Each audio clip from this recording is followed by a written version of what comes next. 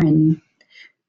Welcome, Erin, to the Good afternoon. third part, I guess, of this, right? The retain session you'll be covering today. Yeah, for sure. Thank you so much for having me again. Here, let me get the show screen up going here. Make sure we've got the right screen showing. You know what would be interesting? I was thinking that as you were listing off some of the names of the folks who were jumping on the call, it'd be fun to know who's attended either one or two, session one or two. If you get a chance and don't mind, I think that's would that be in the Q&A that they would, or excuse me, the chat they'd put that in? It'd be fun to see who's already attended before if you were so inclined to share. The chat or the question box. In the question box, they can type in how many they've attended as well, and I'll share that here as numbers start to come in. Oh, that'd be fun. Anyway, well, welcome, folks. As Lori said, my name is Erin Koss. I'm the CEO at Site Consulting Group. We've been around doing what we do for a little over 20 years, and looking forward to being with you today. This is our third in a series of three on HR, recruit, relate, and retain. And today we're going to talk about how to retain your best employees, creating a workplace where employees want to grow. I'll start out with a little bit about us, because we're not familiar with, we're not necessarily a VAR or a user. We're kind of a little different duck in the community, dynamic community. So share a little bit with you about who we are. As I said, my name is Erin Koss. I'm the founder and CEO at Site Consulting Group. I actually started my career running the back office of my family's fly fishing store, where I did accounting and did my first system implementation at that time. So essentially, it was the QuickBooks of the time. This is, back in the very early 1990s. And from there, I got my CPA license and built an Oracle and SAP or Tier 1 consulting practice at a national accounting firm.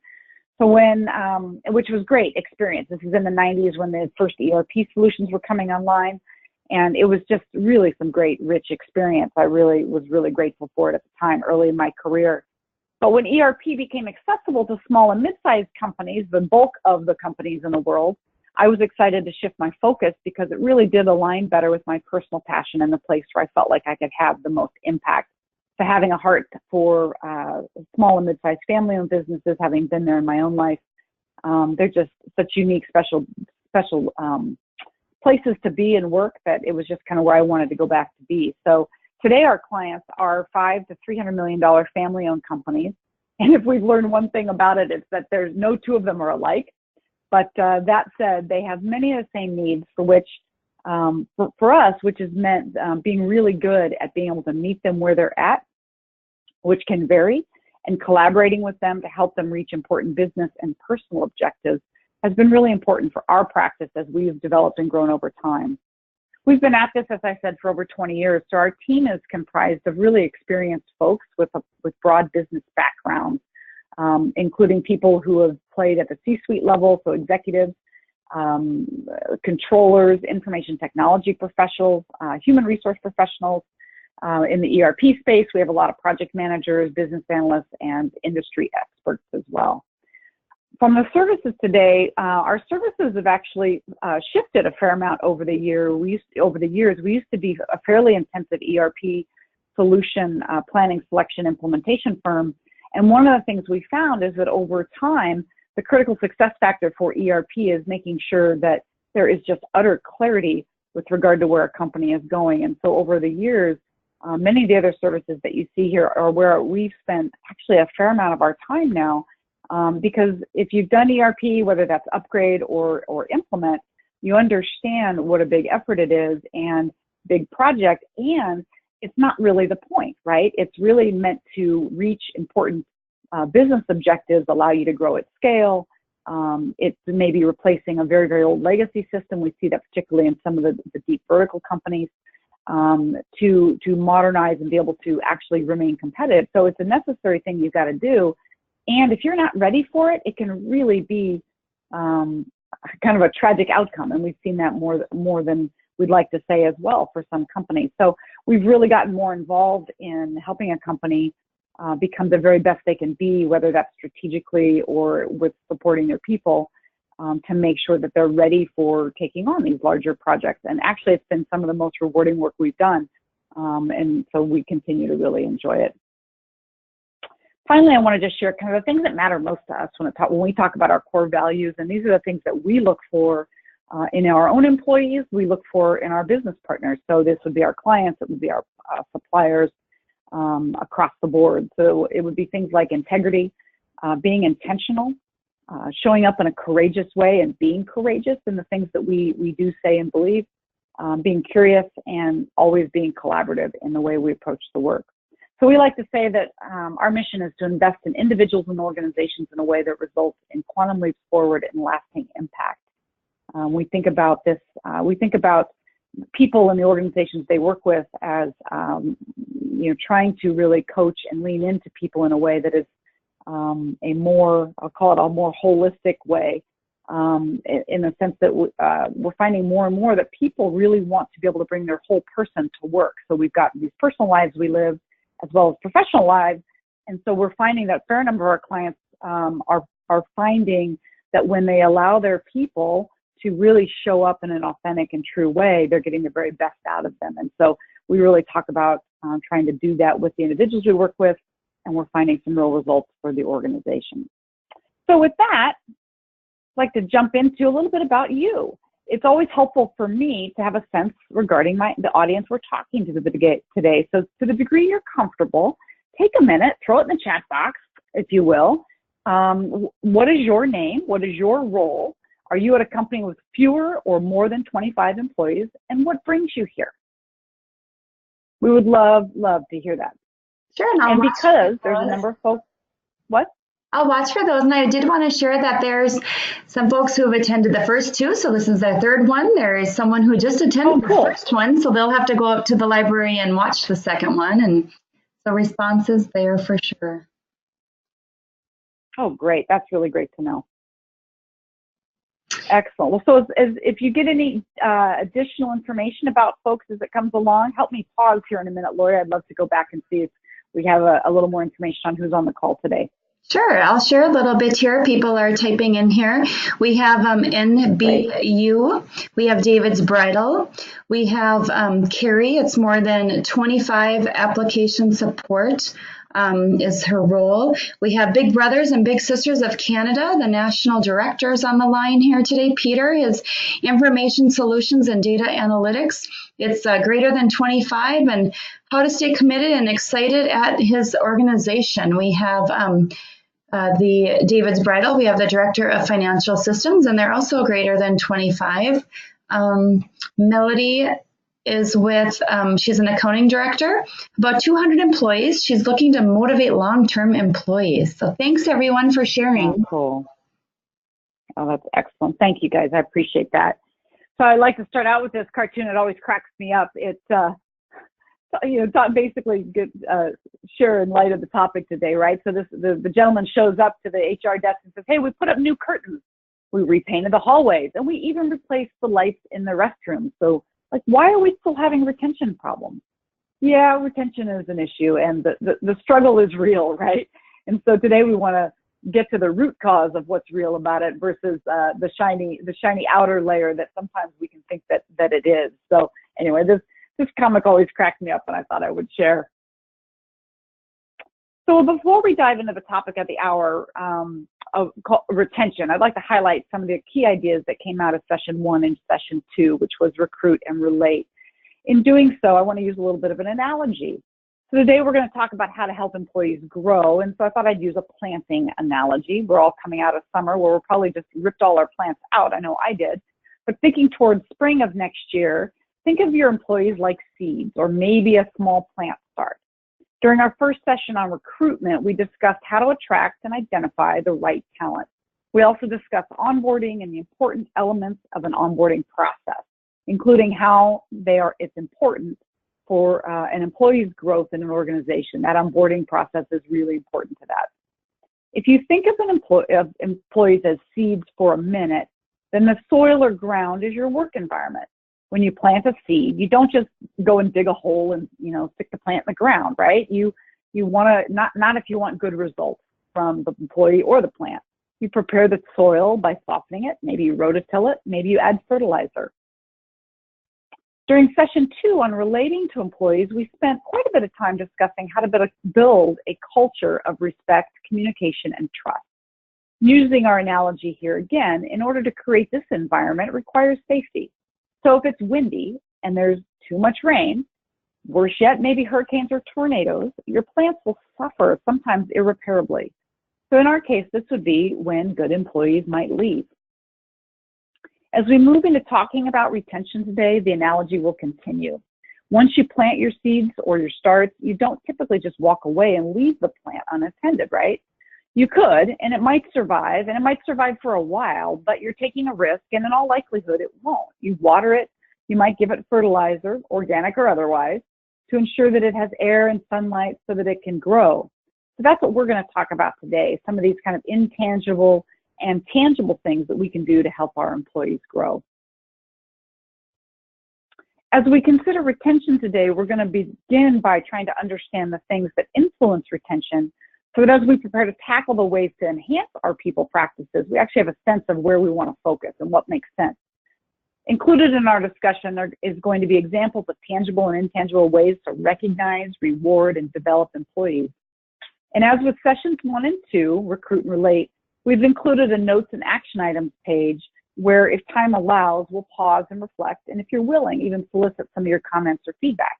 So one of the handouts that you'll see in the webinar handout in the control panel should be a handout called Notes and Action Items. I encourage you to have that up on your screen so you can type into it, or even print it out so you can write on it.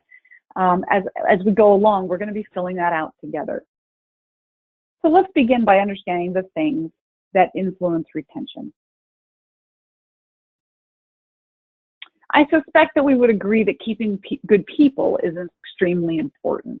In fact, the cost of having to repeat the hiring process for a new employee is estimated at direct replacement cost, and it can be as high as 50 to 60% of an employee's annual salary, with the total cost ranging from 90 to 200% of annual salary. So just let that sink in for a minute, right? You've spent all this time and effort to hire an employee. They turn around and they leave, almost very quickly, let's say in the first 90 days. And the cost to find that replacement so soon is basically upwards of somewhere between 50 and 200% of their salary, which is just unreal. In addition to the direct costs, there are the indirect costs, of course, right? The disruptions to work, lost clients, product quality decrease, and morale. It just has such a wide range of impact. So first, I want to recognize that there will always be turnover in an organization. It's going to be unavoidable. Someone moves, decides to change careers, something like that. We will always have to deal with involuntary or instances of involuntary termination. That said, our conversation today is really about how do we address voluntary turnover.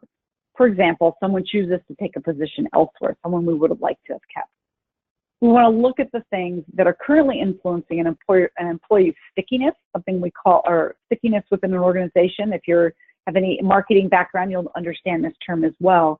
Essentially, their loyalty and how connected they feel to the organization. So let's look at some of the most prevalent issues impacting retention. First up is technology. In this day and age, it's just really easy to apply for jobs, as most companies have an electronic application process. There's job portals, you have things like Indeed and Glassdoor, Snag a Job. I mean, they're just endless. And there's some very good tools from a technology perspective that makes it very easy for our great employees to maybe check out the market and look at another gig. Secondly, technology makes it really easy for recruiters to reach out to them and offer them something bigger and better. And then lastly, technology makes it really makes it so that people are rarely, if ever, off duty. Therefore, it's created more of a desire for employees to have more work-life flexibility. The technology has created the situation where we feel like we're working. I had someone tell me today, she works 24/7, and I thought, oh my gosh, technology has enabled a beast that we're all trying to fight against now. So in short, technology has made it much easier for people to leave if they desire, and has already created some desires for flexibility in the workplace that just haven't been as prominent before. Next up are things like economic influences, right? The economy can impact retention in really interesting ways, as it primarily impacts employees' opinion of whether their position is secure or not. So for example, layoffs can impact an individual's feeling of job security, prompting them to search for a position. A tight economy can also make many people hang on to their current jobs, but then when the economy improves, they will leave unless you've given them a really good reason to stay. And then thirdly, we have generational differences. Certainly generational differences can contribute to retention. People in the first, second, or last third of their careers think about jobs really differently. For example, people in their early part of their careers, often called millennials, place greater importance on job-specific training, career development, and career advancement opportunities than people maybe in the latter third of their careers, often called baby boomers. Younger people also tend to desire more workplace flexibility and also more opportunities to participate in meaningful work. The younger generation, however, aren't alone in desiring a respectful workplace, adequate compensation, and benefits. Other generations also value workplace flexibility, participation in meaningful work, and promotional opportunities as well. The impact of the different generations on the workplace is this. Whereas in the past, the older generation didn't maybe focus on these things, the flexibility, the meaningful work as often, what we're seeing is that the younger generation, the millennials in the workplace who are driving this movement, are having an impact on the other generations within the workplace. So they tend to be more vocal about what they want and probably more likely to leave if they're not satisfied, thus creating some of this change. And this vocalization is leading to other generations seeing the appeal and beginning to ask for many of the same things. At the end of the day, if we ignore their voices, any one of them, we're going to struggle to retain all of them. So while factors such as technology, the economy, and the varying generations at work can certainly make it harder to develop and maintain employee loyalty, other factors also impact employee loyalty and retention. Things like a respectful workplace, growth and development, greater work-life balance, job stability, to name a few.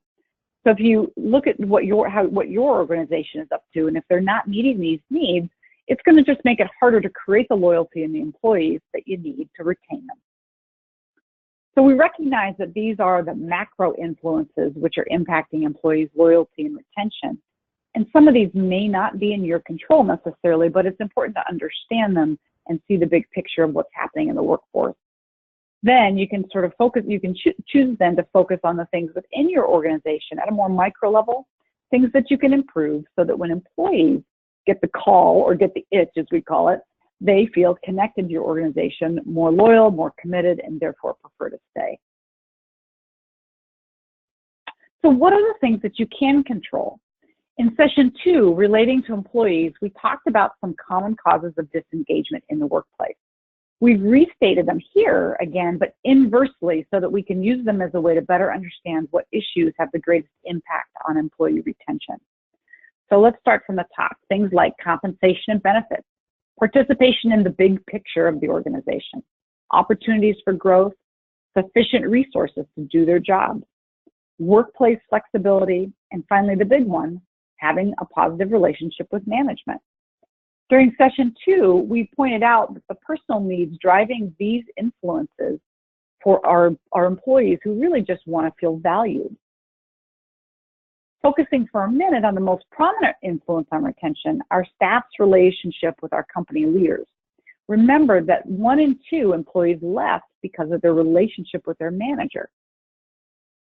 You know, but having awesome management doesn't solve the entire problem, right? You can see that in increasingly bigger impact as this list goes down, all of these things have an impact. And just because you fix the management problem or you support managers in the way that we need to, it doesn't necessarily eliminate all the issues. We talked in depth about the soft skills needed to create a culture of trust, respect, and communication where employees are valued. We discussed how critical our organization's leaders are to developing characteristics inside the organization and why it's therefore critical that we invest in their training, support them well, and hold them accountable in this role. These principles are also at the foundation of retention, like they were in the relate session that we did before. Today, however, we will be taking them to the next level. We're going to focus on the programs and initiatives you can build within your organization to support a culture where employees feel valued. At the end of the day, employers can't meet every need their employees have, but you can focus on the items that are priorities to your employees within the context of the organization's overall strategy, mission, vision, and values. You can find a mix that is right for your organization, and I can't stress this enough, is this, everything we're going to talk about today really should be considered within the context of your mission, vision, and values, what will work best within your ecosystem in your organization and for your people.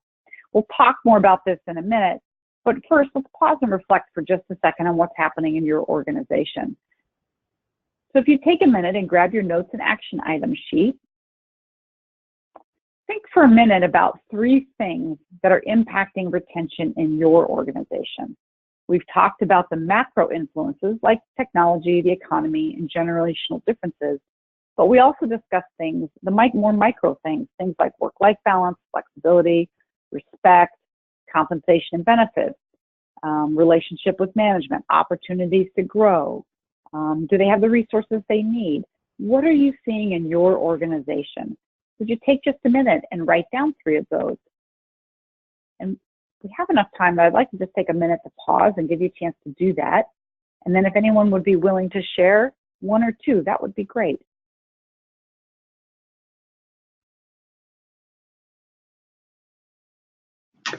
Nobody has shared yet, but there is a hand raised, and Corinne, I'm going to unmute you to see if you wanted to speak, if you had something to share.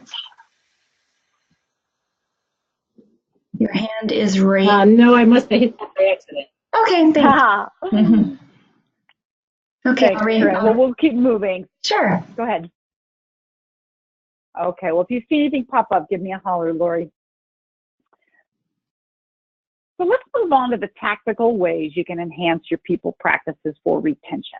This visual is a summary of where we have been and where we're headed in our conversation today as we move into enhancing people processes. At the bottom, you see some of the essentials that any organization is going to have, things like safety, workman's comp, other compliance, and legal administration that just has to be done. We're not discussing these today. They're not our area of focus, but they really are essential to taking care of your people. You see above that the 5 different functions within human resources.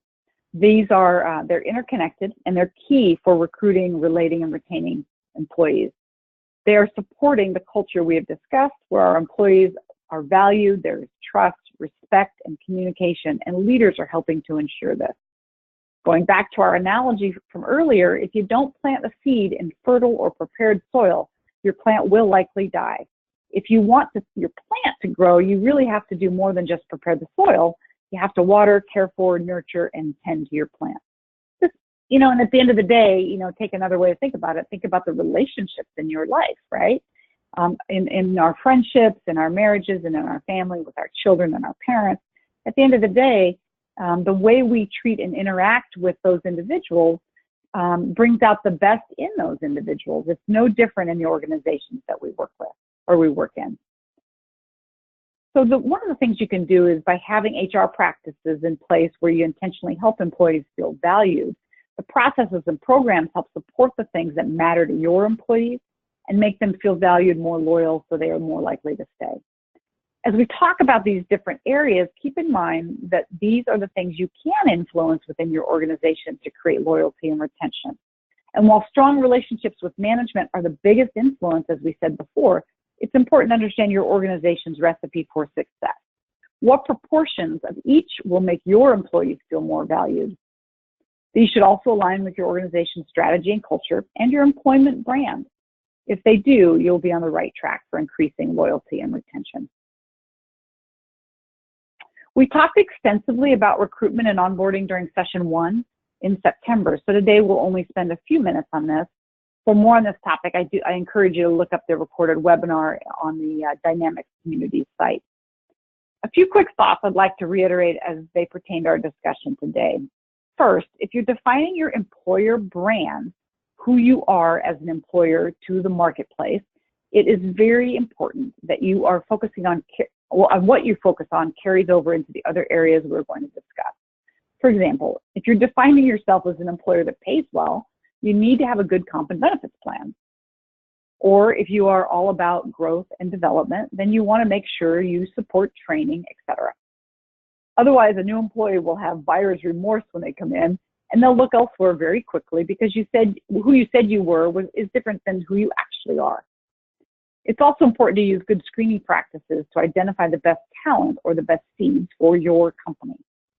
Also, keep in mind that you must prepare the soil. If you recruit a great hire into a poor work environment or an impossible situation, you don't give them a chance for success. Do your best to set them up for success by addressing issues within the department before you bring them in.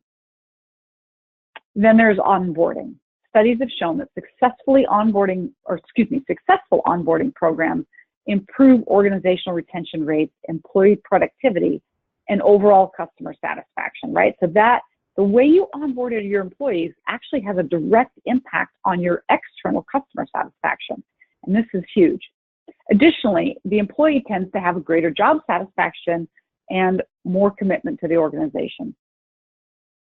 Plus it doesn't hurt that having a more efficient process for onboarding just proves far less chaotic for HR, for the department they're coming into, and everyone involved. When we think of recruiting and onboarding from a tactical perspective, two things I would encourage you to consider. First is ensuring that you're hiring the right people by having a structured recruitment process and having your managers trained on how to make the right hire. Especially in smaller companies, the smaller companies we see have their management team more involved in the hiring process than our larger clients where there's maybe more HR expertise in the organization. So having everybody trained with the same methodology and process is really, really important, particularly in those areas where this isn't their training per se, HR isn't their background or training, having that training and structure, training those managers in the structure that you all want to use is really important. It also gives them far more confidence in the process. Next is creating a documented onboarding program so your new hires are set up for success when they come in. If you're a small company, it doesn't have to be anything fancy, but it should be consistent. I would say I really encourage you to document it. And the goal is so that everybody coming into the organization has the same experience. A good onboarding experience includes things like explaining the job, what's involved, providing them with training, letting them know what's expected of them, providing them with the resources that they need, like a computer, a phone, access to specific online or hard copy information. It's the first opportunity you have to grow your employees by getting them off on the right foot within the organization. I want to mention also that if you didn't attend session 1 on recruiting and onboarding and it's an interest to you, there was a number of resources we provided at that time having to do with interview methodology, some behavioral interview questions that were really strong, that really might serve you if you're looking to add more structure in either of these areas. The next way we want to talk about enhancing our people practices is there's lots of ways to show our employees that we value them. For many employees, how much they get paid is really important to whether or not they feel valued. If they feel they're being underpaid, they're likely to be dissatisfied and will start looking sooner than later, frankly. So if you want to retain your employees, we really encourage our clients to take a look at their comp and benefits very seriously. It's especially critical in today's economy where the unemployment rate is still under 4%, making it an employee's market, so to speak. A few things I encourage you to keep in mind when considering comp and benefits. Have a strategy. Every company is different in its way, and the way they approach it will be unique to your organization, but have a strategy. And it encompasses who your market is, how competitive do you want to be, and what are the things that you want to reward. Ensure that your base pay, your benefits, your bonus, etc., really match with this plan. And it should be clear which behaviors and actions in your organization you're trying to reward. Make sure you're paying market value for the role. This doesn't mean you have to be at the top of the market, but you should be paying competitively within a range, or you're going to have a hard time attracting and retaining talent into your organization. Take the time. I would say, we often say annually to our clients is a good idea to review current salaries within the market, within your organization, compare the two on a regular basis so that you ensure you're continuing to be competitive. Nothing's worse than kind of being surprised by the fact that you kind of let this go a couple of years and all of a sudden you're like, gosh, we're not competitive anymore and we didn't even know it. It's more common than you know. It's often easier for an employee to get a salary increase by leaving an organization than by staying. So therefore, many people leave in order to kind of have that initial bump in dollars. If you have other ways that you are helping employees feel valued, this one item may not be as influential, if you will, as it could be if those other things you're struggling to enhance your people practices in the other areas. But if you're not, then a pay raise, boom, someone will jump pretty quickly. Building a career path for your employees, this ties in with training and development, and we'll talk more about it as well, but that's another way that we talk about enhancing our people practices from a comp and benefits perspective. It's not necessarily direct pay, but training and development can be very important to retaining our folks.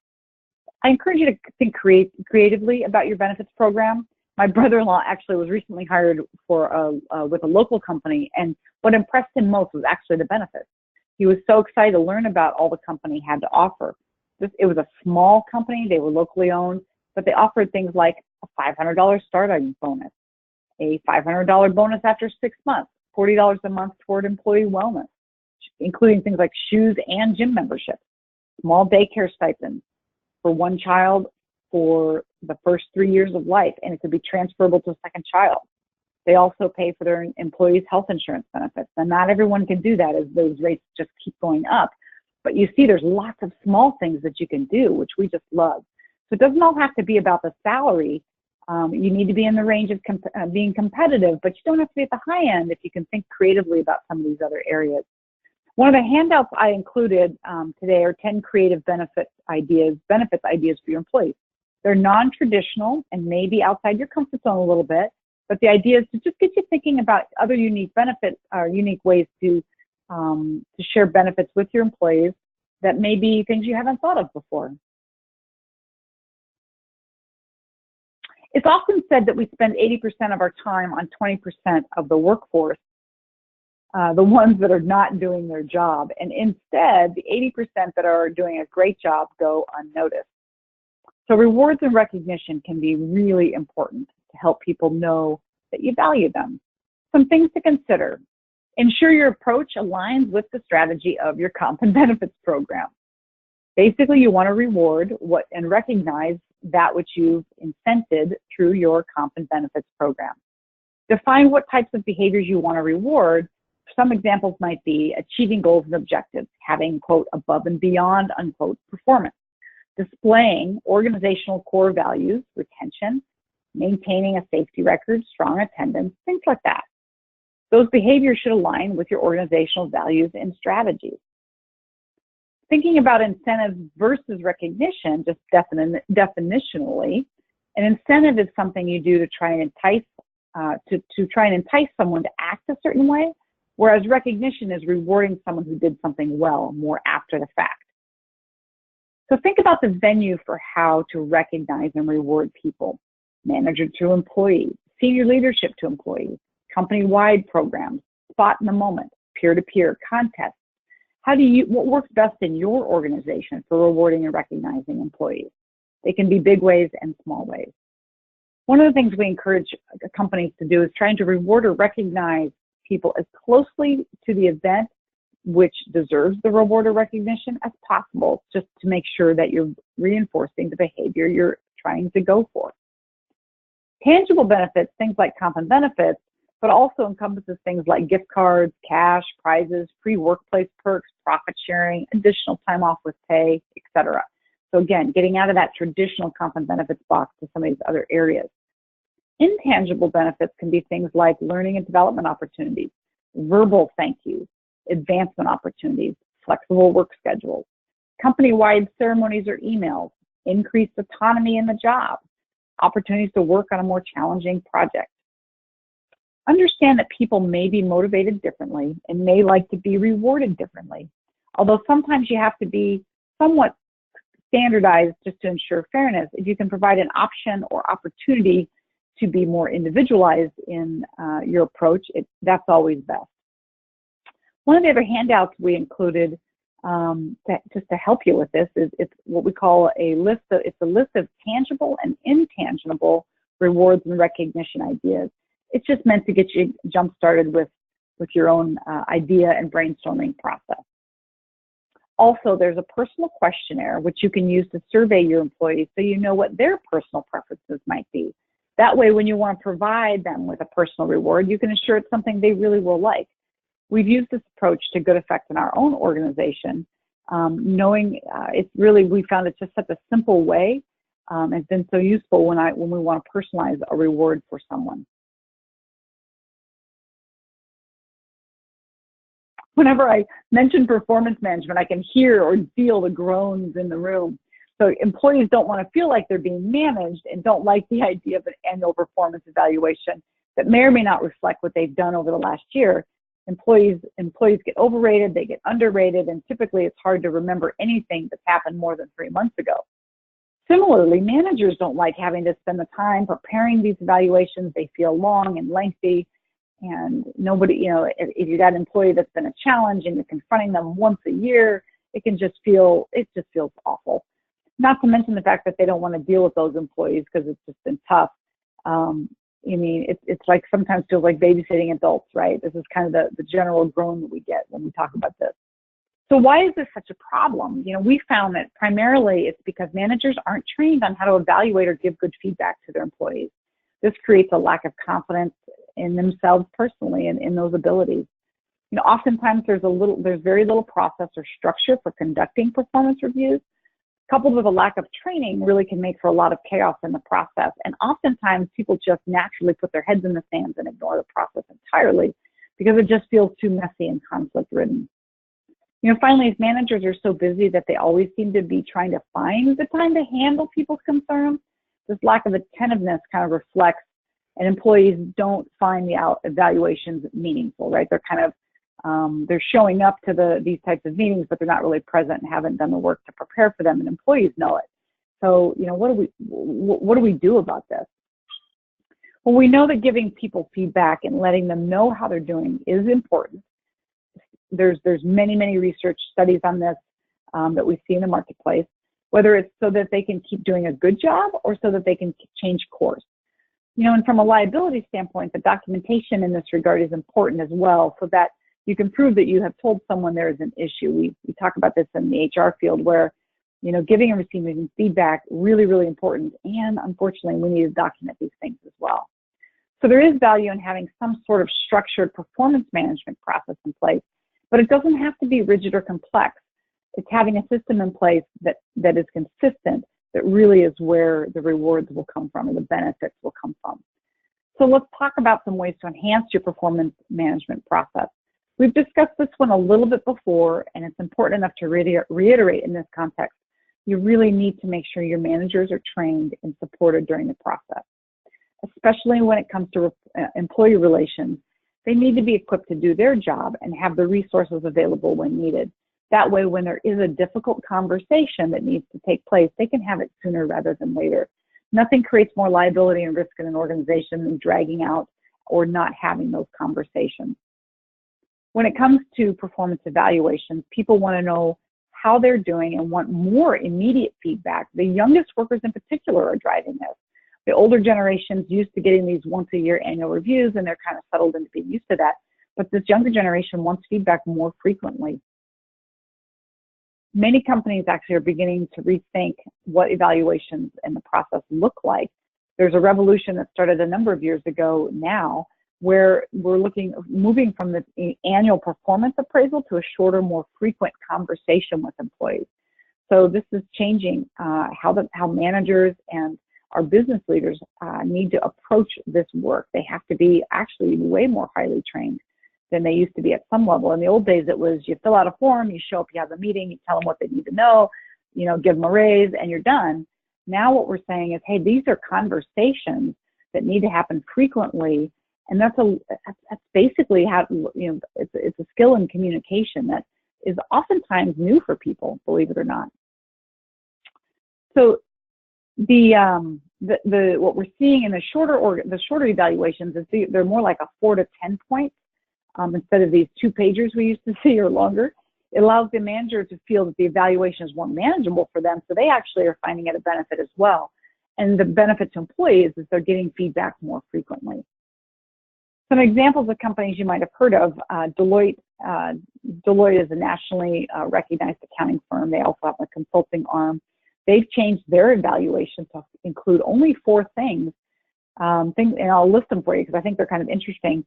The first of the 4 is, given what I know of this person's performance, and if it were my money, which is funny, I would award this person the highest possible compensation increase and bonus, and this is on a 5-point scale. Next is, given what I know of this person's performance, I would always want him or her on my team. Again, a 5-point rating scale. And they answer yes or no to 2 or more statements for the final 2 questions. This person is at risk for low performance, yes or no. And this person is ready for promotion today, yes or no. So very simple, only 4 questions. Adobe implemented more formal check-ins through the year versus even doing annual performance or even less formal, more frequent performance evaluations. They do more check-ins. We've seen the same trend at Microsoft, the Gap, General Electric, 3 big companies that have been doing very traditional performance evaluations in the past. So to ensure that feedback is meaningful and also ties with the overall strategic vision, values, organizations are also aligning evaluations with their comp plan, rewards, and recognition. Additionally, goal setting and training and development become an effective part of these conversations as well, so the employee can focus on moving toward his or her career goals. So I want to take just a second before we move past this to discuss when employees are underperforming. Unfortunately, there are times when this also needs to be addressed. We talked a little bit about this during session 2, and it can be very demotivating. It can be very easy to be demotivated by issues in the workplace that need to be addressed. So let's say, for example, you have an employee in a department who is continually showing behaviors that are not within your mission, vision, and values in the organization.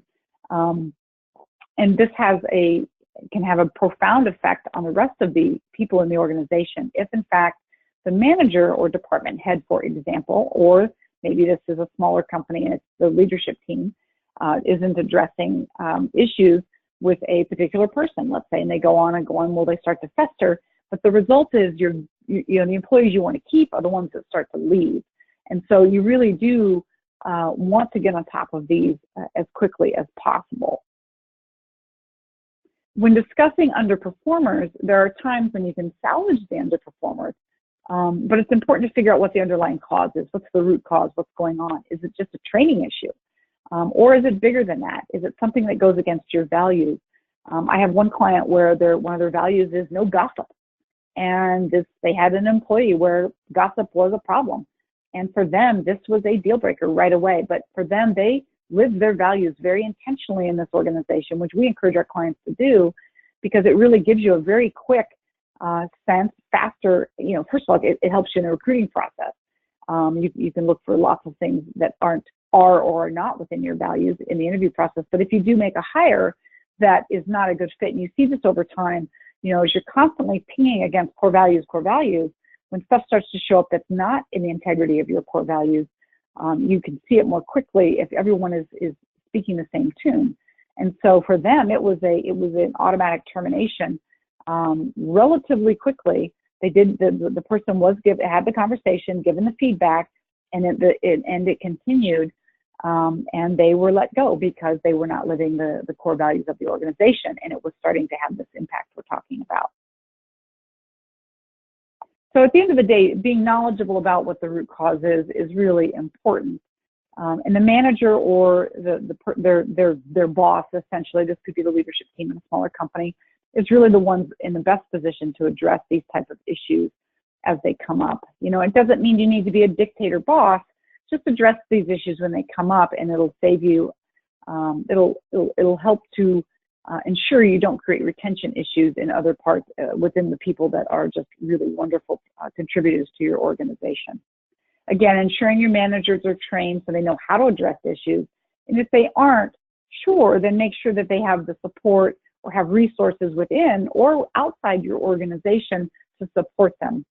There's lots of good external HR consulting firms or support firms that can really help companies that don't have some of this HR expertise in-house.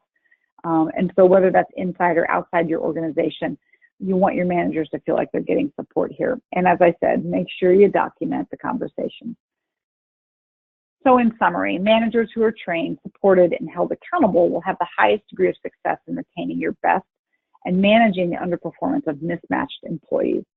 So if you're a manager here today and you feel there are gaps in one or more of these critical areas, I really encourage you to have a conversation with the owner or your leadership team of the organization. And if you're an owner or leader of an organization here, I encourage you to take a hard look at this if you want to retain great employees. And this includes your managers.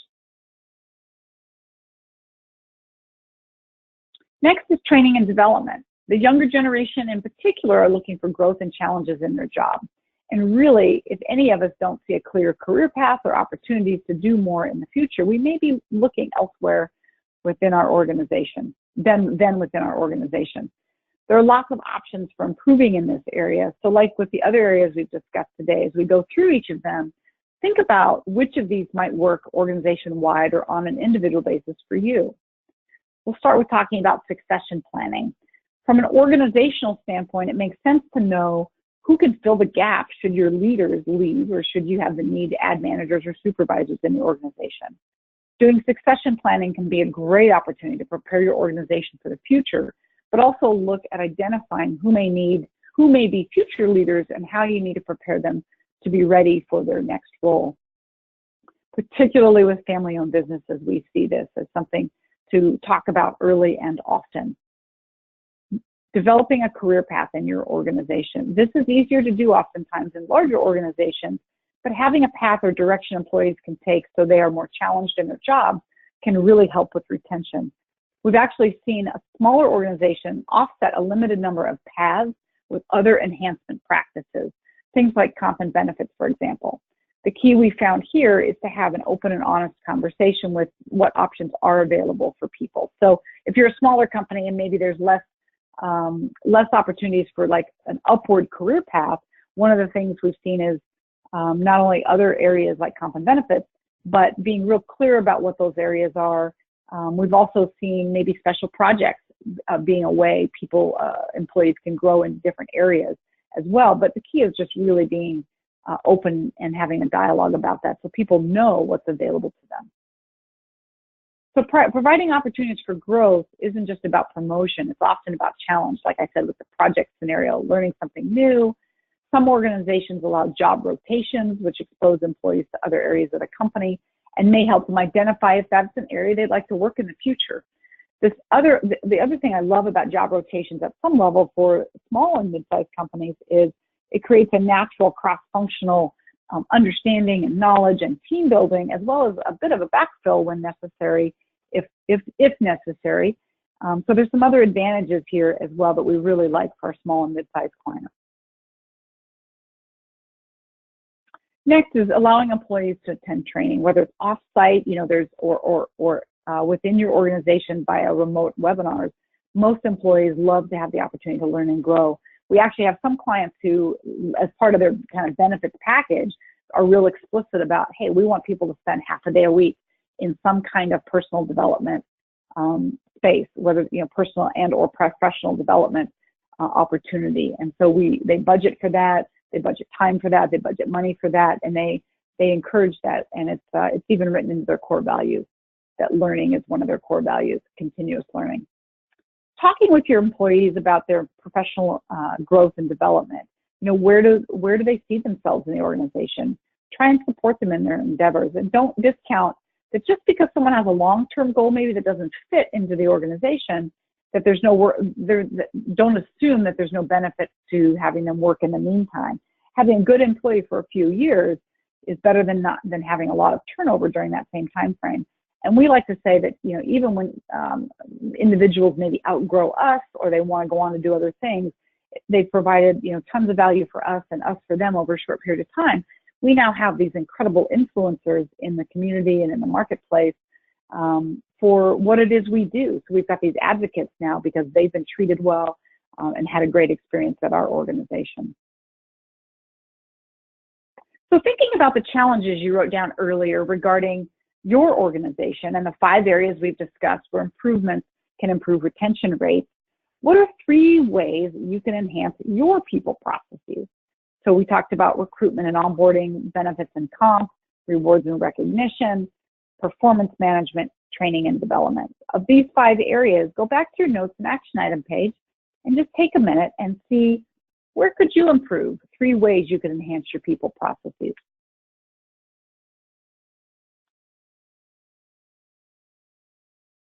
We've covered a lot today in a short amount of time, and I know it can feel a little bit like drinking from a fire hose when we start talking about these really big, important HR topics. So I'd like to take a minute, to just summarize, kind of going back to our original analogy. We've spent lots of time, effort, and cost recruiting and onboarding great employees. They are your priceless seeds that, when placed in fertile soil, will grow and help your organization achieve extraordinary results. The soil is the workplace that you create, the strategy, the plan, the mission and vision communicated at all levels. The soil is the culture you create, the values and behaviors embedded in the DNA of your unique organization. The owner or executive team are accountable, and their management team are responsible for developing, modeling, and communicating all of these things. Now you add the right combination of nutrients, right? That's air, water, sun, and fertilizer in the form of tangible and intangibles that are in alignment with your organization and meet your employees' needs. And you can create a workplace where employees really want to grow, reaching their potential and your desired outcome. It's the best of win-wins in a workplace that I can think of. With that, we have one final exercise and a few parting comments. So, final opportunity to pause and reflect. Grab your notes page again. This is our last exercise. And recalling the 3 things impacting your retention practices, the first exercise that we did, and the 3 ways you believe you can improve, the second exercise. Ask yourself, what is the one thing you can do in the next 30 days that could enhance your ability to create a workplace where employees want to grow, and write it down. Then write down the people that you're going to seek input or feedback from during the process. So you've got this one thing. Who are the key stakeholders that you need to come alongside you and support what it is you're trying to do? You need more information. You need to brainstorm. Who would those people be? Now, in the margin, right, due by December 15th. I'm curious if anyone's willing to share their one thing. Carrie or Peter, David or Melody, Corinne? I'm curious. There's not yet. No one's sharing yet, but we'll see. You can raise your hand too, and I'll unmute. Fair enough. Nothing yet, but I'll let you know if anybody pops up. That sounds great. Thank you. Lastly, I always love to wrap our webinars with some resources that we believe really might serve our audience. Maybe they're things you've read, they may not be. And, they're typically tools that we've leveraged ourselves within our own organization, and we've used a fair amount in our client work as well. One we really love is called How Performance Management is Killing Performance and What to Do About It. Tamara Chandler owns and is a founder and CEO at a firm called PeopleSoft in the People Firm in the Pacific Northwest. I've actually known Tamara for probably 20 years. And this is a really innovative book on how to turn sort of the traditional performance evaluation on its head, like we talked about earlier, creating more creative ideas as how to do it and changing that frequency. So we really love this book. An article, this topic has come up in HR a lot, kind of that first, second, and third, the multiple generations at work. And so this is really a great article online by Gallup on, getting to know the millennials just a little bit better. And then lastly, as we talk about changing performance or management, particularly to being more of a conversation, this crucial conversations methodology and approach has been around for a long, long time now, and I'm amazed at how underutilized it is today. We actually encourage it. There's a version that's available, certainly in book format, Kindle or otherwise, but the Audible on this is also very, very good, and the abridged version is also very, very good. And so we encourage, I know a lot of you are commuting in the car. This is a really rich book that we highly recommend. Finally, Dare to Lead. So if you're familiar with Brene Brown, we actually, she's out of Houston and has done a fair amount of work, and just came out with her new book in October called Dare to Lead. If you're familiar with her work, I consider this the best kind of assimilation and culmination of all the work she's done before.